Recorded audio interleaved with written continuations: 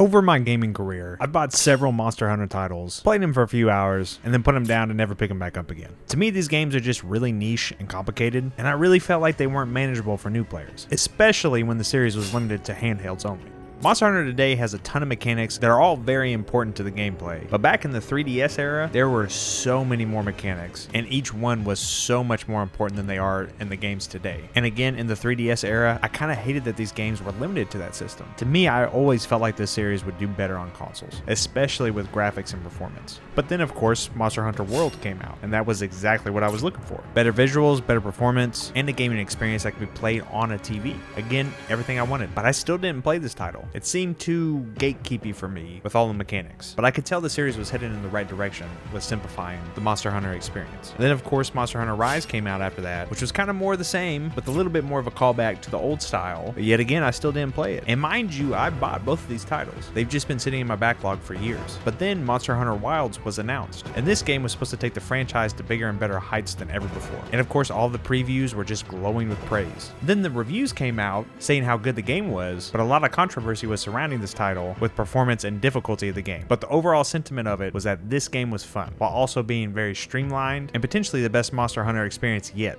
But there was also one more thing that was being said about this game on reviews, that Monster Hunter Wilds is the best game for newcomers to the series. So to me, this was my chance to hop in. So now I'm about 20 hours into the game, and I finally get it. The Monster Hunter formula finally clicks with me. So in this video, I'm going to tell you how this happened and why I think this game shines for me in comparison to the other Monster Hunter games that I've played in terms of introducing new players to the franchise, while also discussing the difficulty and performance, because, spoilers, I don't think the lack of the previous Monster Hunter titles' difficulty detracts anything from Wilds, and I think the tuning of the game is a good thing overall. More on this later. But the performance, on the other hand, is a little bit strange for me. I'm personally having pretty good performance, but I am on a PS5 Pro. It definitely could be a lot better, and in general, the problems that everybody else is having with this game that's not playing on this system is absolutely ridiculous for a game in 2025. But enough on that, let's get into the video.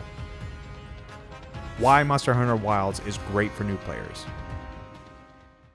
To answer this question best, I want to first talk about why Monster Hunter traditionally has been rough at introducing new players to the series. Simply put, there are too many mechanics that are not explained particularly well that are vital for success in the older titles. As the franchise has went on, these mechanics have reduced in number and also importance to an extent, but even here in Wilds, there's still a lot. But there's a particular reason why it's not problematic here, and it's because the mechanics here in Wilds are supplementary and not necessary for success. But I'll talk more about that a little bit later. But in general, each prior game has its own kind of unique mechanics with overall mechanics that are consistent throughout the Monster Hunter franchise. But essentially the formula is you start at a campsite, you prep for a hunt by buying items, using your items to upgrade your equipment, making consumables, which there are a ton of in every game. Cook and eat a meal for buffs, and then after this you head out for a hunt, which in the older titles consisted of you trying to find the monster through looking through various different clues, finding clues, using those to track down the monster, and then engage in the fight. But it's also not that simple either.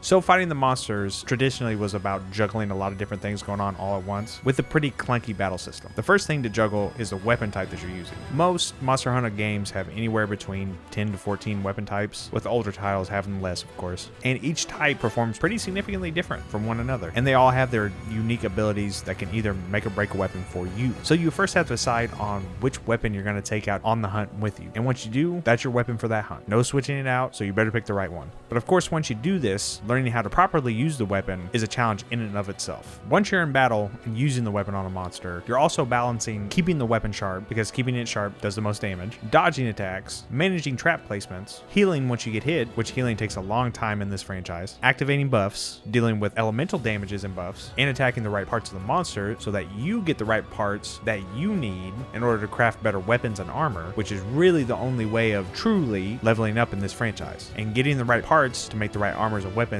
is absolutely crucial to progressing the game. And finally, each monster effectively has phases where it will run away, you have to track it down, and then continue the fight.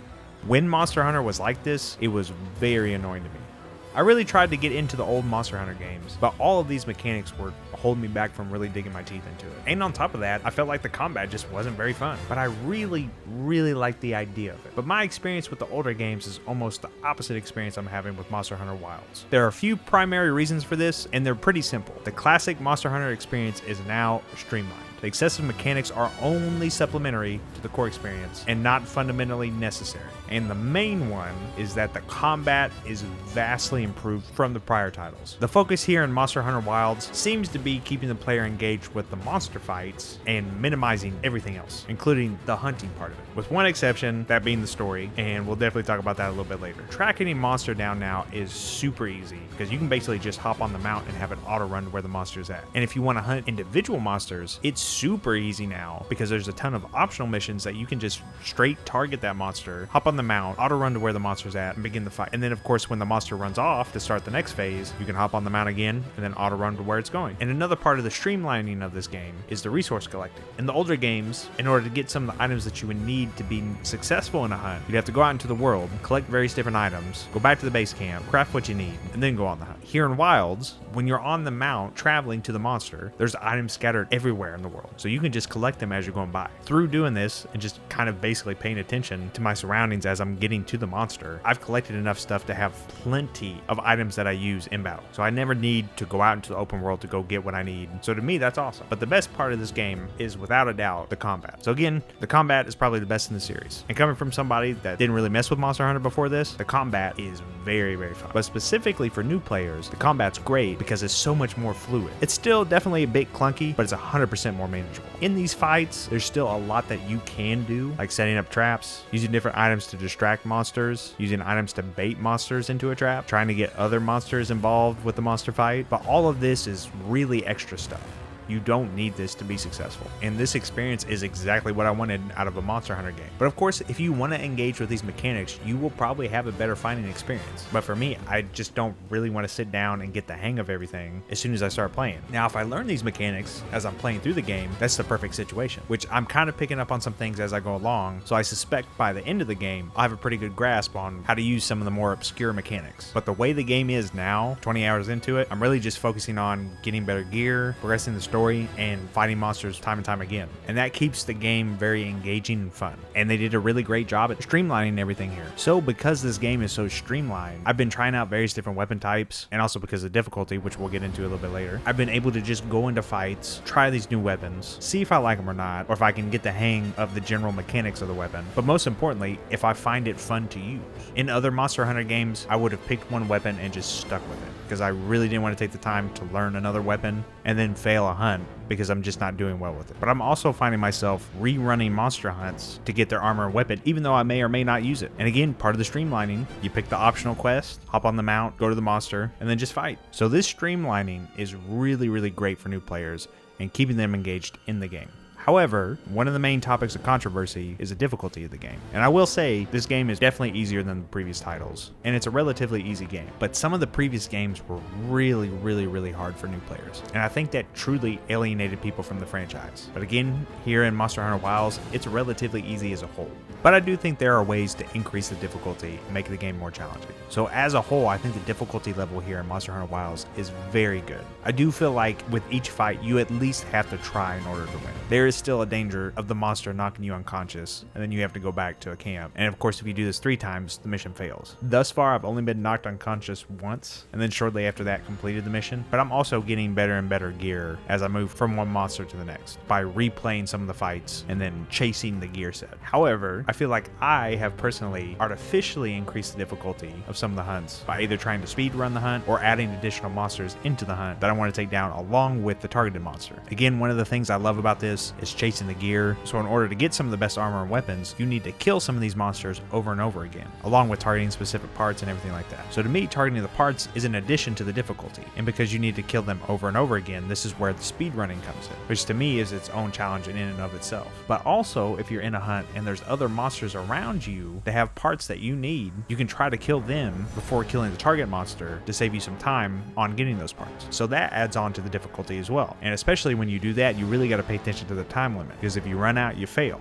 And this actually almost happened to me. There was one hunt where I had 2 other main monsters show up in the fight along with the targeted monster, and I decided to pursue the other 2, kill them, and then kill the target monster. In this fight, I ended up running out of health potions several times, and therefore I had to stop at tents and restock and then get back into the fight. And then after I killed the other 2 monsters and it was only down to the targeted monster, I only had 15 minutes left on the clock, and it took me about 10 minutes to take down the monster. So I was cutting it pretty close. There was also another mission where I had to fight 3 sets of the same monster, but only one of them was a target. To complete that mission, I only had to take down the targeted monster, but there would be parts of the fight where they'd all group up, and of course it was difficult because all 3 of them were there. You can get rid of the 2 other ones by using certain items on them to get them to disperse, but you can also fight all 3 at the same time, which again increases the difficulty. I spent about half of the fight fighting the targeted monster only, but then the other half I wanted to take all of them on. I accidentally killed the targeted monster, and that ended the mission, but when I was fighting all 3 of them, that was pretty challenging. So I feel like this game is really whatever you make of it. It almost feels like a sandbox. So because of that, as a new player, I'm having a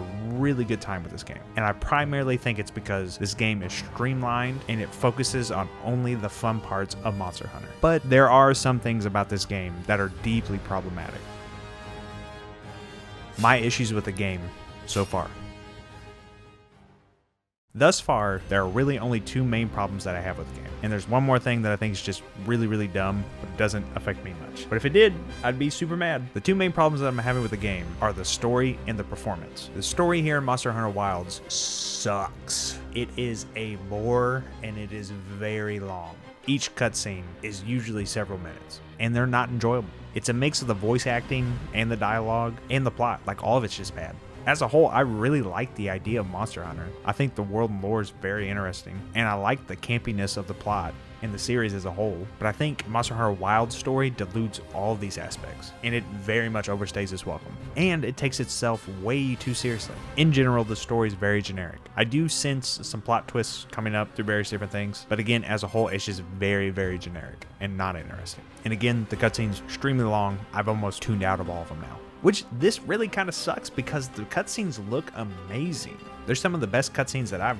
seen in any modern game, but it's only the cutscenes though. The rest of the game is a little bit meh. Again, I'm playing on a PS5 Pro and I'm playing on a balanced mode, and the performance isn't terrible, but it's not really good either. This almost kind of looks like a PS3 game. And as far as consoles and PCs go, especially with the lower end PCs, the PS5 Pro is probably the best place to play this game.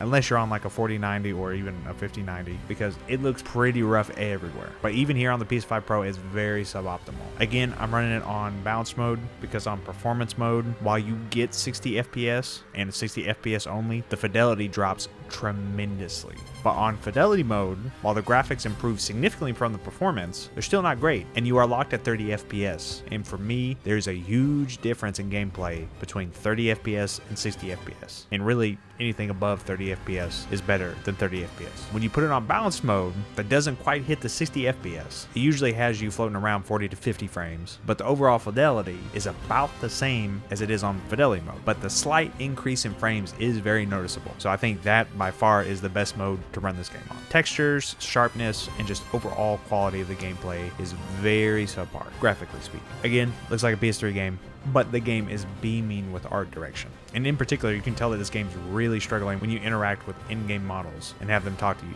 Or when you go to the hub area and there's a bunch of other players with you, the frame rate starts to dip pretty hard and the graphics drop as well. But all this is insane because the cutscenes are gorgeous. They definitely put focus into the character models, which is the right thing to do. But the environments get a little bit iffy at times. I do think that it's absolutely ridiculous to have a game like this in 2025. I have a 4060 Ti. That's what I'm editing this video off of right now. I play Fortnite on this. I will tell you, Fortnite on 4060 Ti versus a console, it's almost like night and day. I've looked at footage from Monster Hunter Wilds at a 4060 Ti. It is indistinguishable from PS5 Pro. This game is just not optimized well for any platform, and that really sucks because the game is so good. And the final little annoying bit that doesn't really affect me, but affects a lot of people, is the online integration. At the moment, I'm playing it single player. That's how I like to play games. And then when I get to the tougher fights, I definitely plan on trying to do multiplayer. But I know the experience of trying to join a session is extremely convoluted and just very poor. And again, this makes